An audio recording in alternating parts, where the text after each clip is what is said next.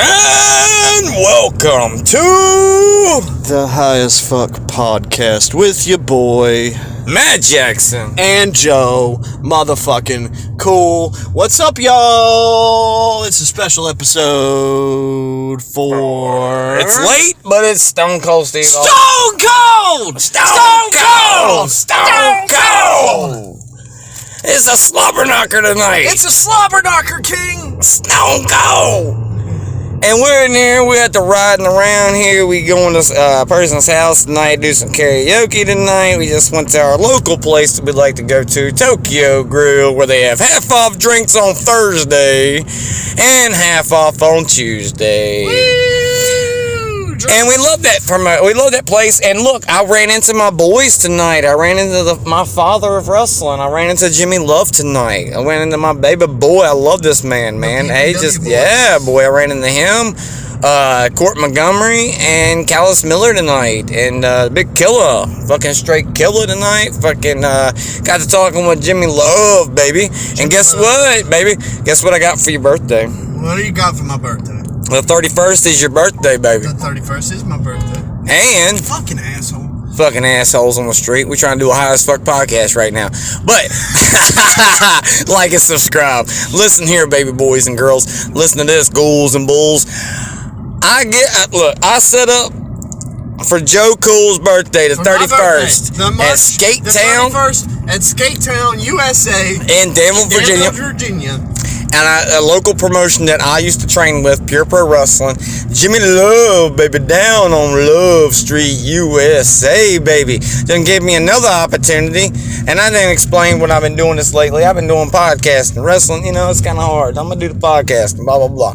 Anyway, so I told him about Joe Cool's birthday. He's like, you know what, I'll hook you up. Let's get in there early and get an interview with Jimmy motherfucking Love, baby. Finally, in person. I gave Joe Cool, even though I'm giving us fucking interviews on not a daily basis, but y'all have seen there's 4 of them that's already up. It's happening already. Yeah. But this is special because it's going to happen on his birthday. And not only do I get an interview with Jimmy Love, the man himself, he's had tag team matches with Jerry King Lawler has been tagged up with him. He's had some big shit. He's been having some crazy shit in his lifetime. We're going to get him on the show eventually at the end of March. Yes, I know, but that'll be good for April. It'll be good for some WrestleMania season bullshit. You know what I'm saying? Talk about get high as fuck, boy. Anyway, so we got a show that we're going to go to a live wrestling promotion, which I have a lot of... Just like we did for the New Year's Knockout. And just like New Year's Knockout, folks. We got over 100 views for that, and thank you for that. We're going to give him for his birthday. And if you want to donate for his birthday, go ahead. It's in there. It's right there. Buy me a quarter of weed for my birthday. Yeah, send me some money. We buy him some weed and some other shit. But listen here, folks. We got this shit coming up on the 31st at damn Skate Town, USA, Virginia, Danville, Virginia. And it's going to be good. Vegas. And for Joe Cool's birthday, he's getting not only a live show, but he's getting a sit down with Jimmy Love. And it's all for free, baby, because the promoter said, you know what, just come on in, baby. I got you covered. Because I'm always working anyway, so it's not like it's going to be completely for free. I'm still going to be doing my work. But if I don't have to do as much as I usually do, then, it's just because. We got some work to do. There's work to be done other than set the ring up. There's work to be done. I've been talking about this probably on my shows for the longest time, that I want to get Jimmy Love on the show and blah, blah, blah. It's a big deal, man. The people that have gotten on the show so far are big deals because I've either created them, and I've created all of them so far except for Charles Singer. I've created everybody so far on the game, and they appreciate me through... We need Chuck to get a good spot on your game. Yeah, we'll probably bank on that for the next game. I'm going to play out... I'm playing 22 until July, and then I'm going to get it for my birthday, and that's how it is. I'm not done with 22, so... I've got March booked up, and if I got March booked up, might as well do April, May, and June. And then just wait till my birthday and get 2K23, and then everybody's going to be on there. That's going to be like 4 months out the way. It's like it was with 22, and I still get some action, so it's all good. I don't care. I'm not going to care about the little things. If you sweat the little things, you ain't got much in life. So, we got big things popping in the broadcast. Yeah, in the future, we've got, quite a few people. And tonight, I'm not going to speak about, but we do have some I can speak about. The man, the myth, the legend, Stone Cold Steve The Austin. bald some bitch. Let me talk to you. I'm a little beer drinking and damn. Let me shut my You can talk about yourself. You can talk about yourself. 316. Austin 316 says, I just whooped your ass. We're gonna whoop your ass real good with the highest fuck podcast right here in your broadcast. Let me talk to you. It's all for your ass. We got some big things popping off, and this is what a co-host should do for another co-host. Let me talk to you. We're gonna give him a whole live show. We're gonna give him everything he needs on his birthday. We're gonna have to work out some kinks in the system and the machine that we got already, because I done booked this and didn't know what he had planned, which I should have already realized that he should have something planned, which I kind of did, but thought that we could work around it in the first place. So, it being your birthday, most people take a day off, so I guess I had that in my head, blah, blah, blah. He's got important work to do on Fridays, but we do have that show set, and it's like I said, like, we're going to be there. We're definitely going to be there, guys, and y'all should be there in Skate Town, USA, Danville, Virginia. Live and in person. And come meet us. We'll probably have a fucking table. I've been in talks with making some resin ashtrays that say High as Fuck Podcast in the middle of the ashtray with our friend Pamela. There's shirt ideas. So if anybody wants to pre-order something, just let me know. We'll be in the works with it. Or let me know you have the idea of doing it. Let me know. Pop in. Facebook, Matt Jackson, Joffrey Killer. Check me out. Joe Cool wants a High as Fuck Podcast t-shirt. Yeah, and definitely going to use Maynard's image.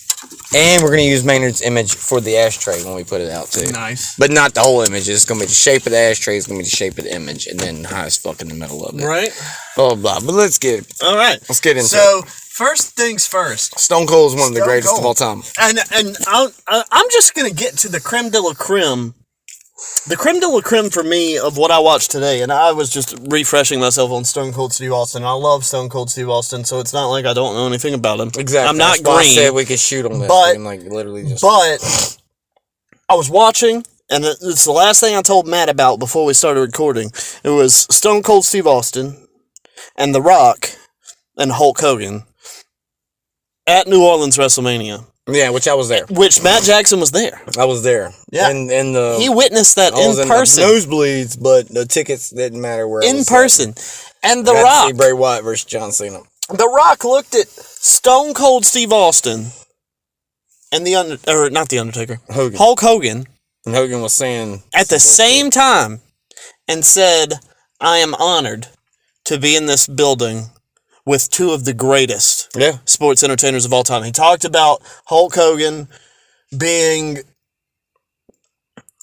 who he was. I mean, 30 years. Yeah. He created WrestleMania. Yeah. I mean, really. Between him and Andre the Giant and him and Roddy Piper and all that stuff. And then we've got Stone Cold. And The Rock was talking about a man who would be challenging an authority, and the whole arena bursted into yes chants talking about Daniel Bryan. Yeah. And he was a like, big topic of the night. That's why I went. We have a man who will be questioning authority and fighting against the authority. Just like Stone Cold Steve Austin. Just like him, yep. And when Dwayne Johnson says that you are one of the greatest sports entertainers of all time, I mean, that's the only thing that can be said. Like, nothing else has to be said about Stone Cold Steve Austin. That Dwayne The Rock Johnson said that Stone Cold Steve Austin was one of the greatest wrestlers of all time. It's just like that moment with Bray Wyatt and Undertaker whispering to him, which we know what he said now, but I can't really say what he said, but you can look that up. I do need to look that up. And I was telling the viewers mainly, but you can look it up too as well. But Bray Wyatt and Undertaker, I'm not gonna forward that shit anyway. That's go chime on someone else to give somebody else some views on that. But it was a special moment and stuff like that. So that's like passing them a torch, but like. I don't know. Now we have this whole talk of Bray Wyatt leaving, so I don't know. But anyway, so there is speculations for this WrestleMania for this year, 2K23 right now, okay, 2023, of Stone Cold Steve Austin versus L.A. Knight. Do you think that's going to happen at Mania? I think it's going to happen. If Kevin Owens happened at the last moment, that can happen at the last moment. You know when Stone Cold actually approved that shit? It was like at almost the last moment. It was like it's just Kevin Owens just going out there just doing his thing, trying to get Austin, just poking at the bear for the longest time. And that's just like that WrestleMania when John Cena jumps out the crowd and is like, I got a match. He knew, but I mean, all the wrestlers know what they got to do. You know what I'm saying? Before they even do it. So now they've got this whole thing where they're trying to make betting on known, whatever you say it, things. Well, that like as long as predetermined WWE, AEW, nobody reveals the plans. They do it all the time. Then you could bet on it. As long as nobody reveals the plans, you Jim could bet on Cornette was saying that it's really hard now these days. It's not going to be what they think. Because then, if you had, like, say somebody in the company has some money in the bet, change it right on the fucking fly. They can change it whenever. Cards subject to change. That's what we have in the world of what we're talking about. The only world we talk about has subject to change, okay? In which means that you can have something booked and it could change, or you can have the whole card booked and something gets added or taken out or whatever. So that's what I'm thinking. Right. Subject cards change, and then Stone Cold right at the moment, like right at the end, he's like, okay, I'm good. Let's go. Let's rock and roll. I got this. And, it doesn't matter with Stone Cold, really. Fans are going to eat that shit up like fucking cake on your birthday. I mean, I even said it. His in-ring skills are good. Like, he's good. He faced Kevin Owens one year, last year, right? He can wrestle. He's good.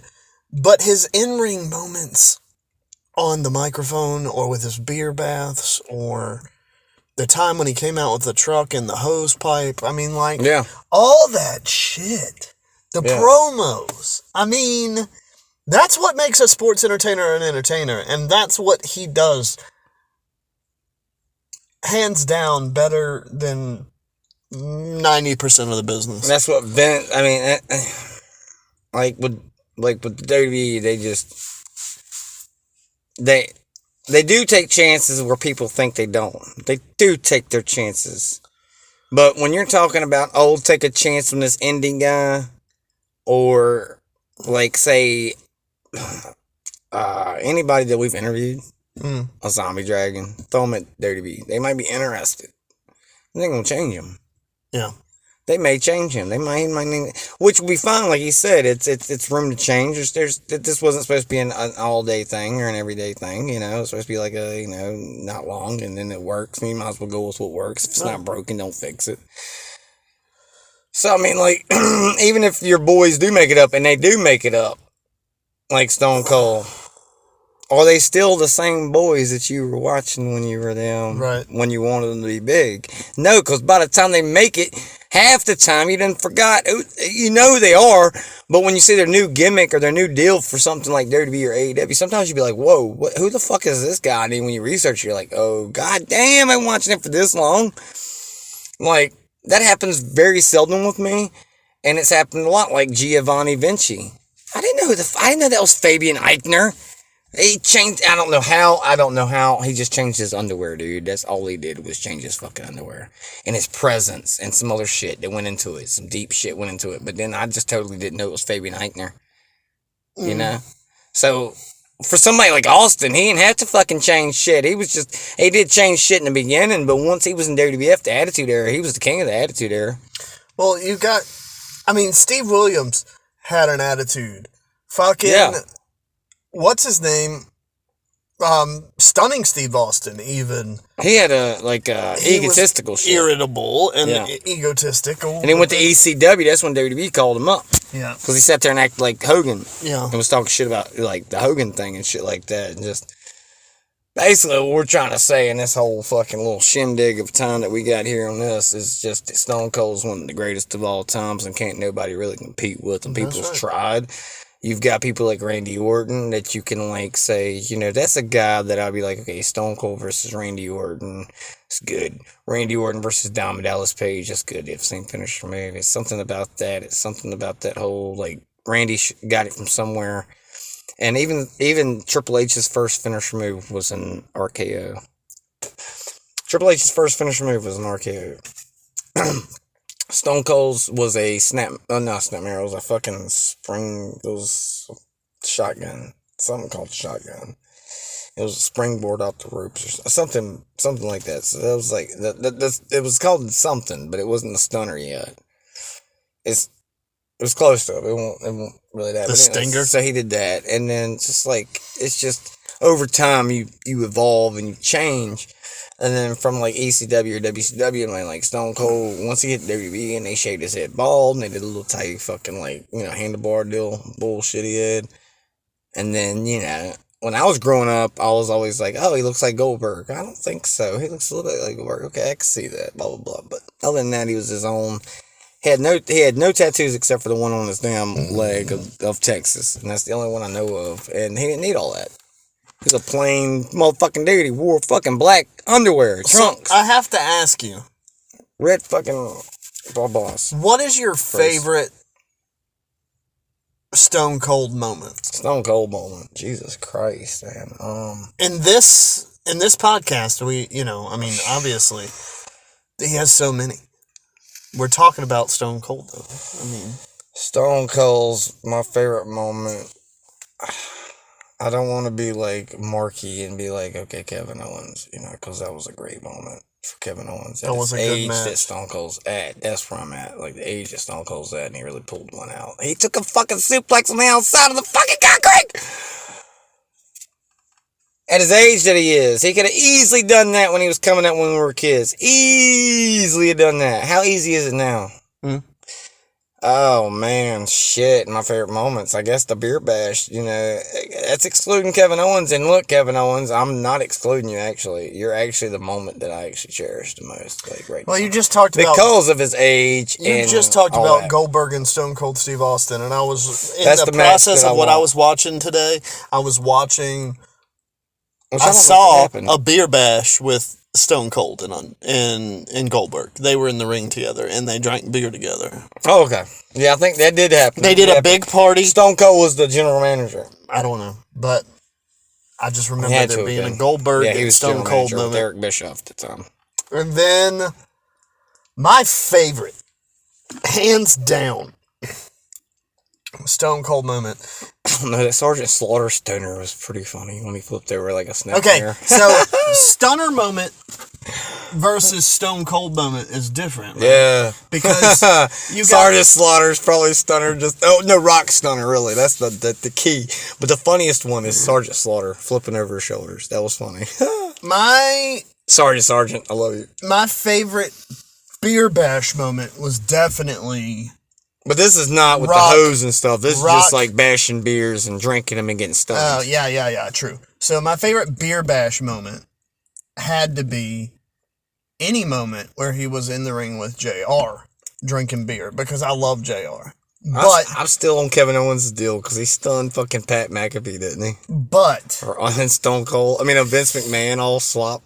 storyline building moment was when he destroyed Vince McMahon's prized That car where he put all the semen in? yeah, that was great. Yeah. That was a great one. Yeah, that was crazy. Or when he dropped that thing on the DX bus, they exploded it. That went up in the game. I think that was in SmackDown 2. It came out. Yeah. That was a pretty crazy moment. You had Kurt Angle doing all the commercials for it. It was funny. And The Rock, too, of course, but the Kurt Angle ones was something else. Steve Austin, fuck, dude, he's done so much in his life, man. It's crazy, man. The matches. You've got his matches with Rock, his matches with Triple H, his matches with Shawn Michaels, Kurt Angle. McMahon, even. Didn't his matches with Vince McMahon. Yeah, those are my favorites. I love those things. You got that cage match. We recently reviewed that. And it's like, you knew Vince was climbing up there for us. Well, you didn't know at the time, but I don't know what you were thinking at the time. But when Vince McMahon actually took the spots through the table, I don't know what people were actually thinking. Because I know it was like, oh my God. Yeah. McMahon just went to a table. That man, he's literally not going to make you do anything he's not going to do. Mom, promise you that. And Triple H ain't going to do that either since he's the owner. These guys are not going to tell you to go out there and do something they're not going to go do. It's just like Austin. Triple H has taken plenty of bumps in his life. And he's not going to tell you to go out there and do something he wouldn't do. Yeah. Even with them, LA Knight versus Bray Wyatt, LA Knight laying out there, and then Uncle Howdy, which they're trying to say was Jeff Hardy. There's people literally thinking it's Jeff Hardy. They're so ignorant. I'm so sorry. Please don't be one of those ignorant people thinking that Uncle Howdy is someone other than Bo fucking Dallas. Jesus. Okay, that's all I've got to say about that. It's Bo fucking Dallas. Get over yourselves. It's not Jeff fucking Hardy. Oh, who can take that spot up there at the top of that circle? Only Jeff Hardy can do it. Only Jeff Hardy can go up that high and jump off. And do it like that. Fuck, it was off in the first place. If it was on point, Jeff would have... Get over yourselves. It's not Jeff Hardy. Jeff Hardy does not have a goatee like that. That is Bo Dallas. It's Bo Dallas's goddamn hair, and it's his goddamn body. I've been watching too long for me to be wrong. I ain't wrong. Why is this always turning into some Bray Wyatt shit? We may never know. No, Uncle Howdy is... They may never reveal Bo fucking Dallas. Even if we never know, I know who the fuck it is. I ain't stupid. I'm Stone Cold. Listen, you never had to guess if it was Stone Cold or not. It was Stone Cold every fucking time. That's right. So, when you got other things out there you don't know who they are, you always knew who Stone Cold was. He couldn't use the name Steve Williams because of Dr. Steve Williams. Yeah. Yep. And they got Steve Austin because he was from Victoria, Texas. And they were like, we know what's close to that. It's Austin, Texas. You know what, everybody? We've been talking a good minute about freaking Stone Cold Steve Austin. I think it's time to cut it, shut it, fuck it down. Boy, that's been the Highest Fuck Podcast. This has been the Highest Fuck Podcast with your boy, Matt Jackson. We're and leaving Joe, you early. We got friends waiting on us. Motherfucking cool. And this is our special episode, 20 minutes for 316 Day. Austin 316 says, I just whooped your ass. And that's the bottom line. 'Cause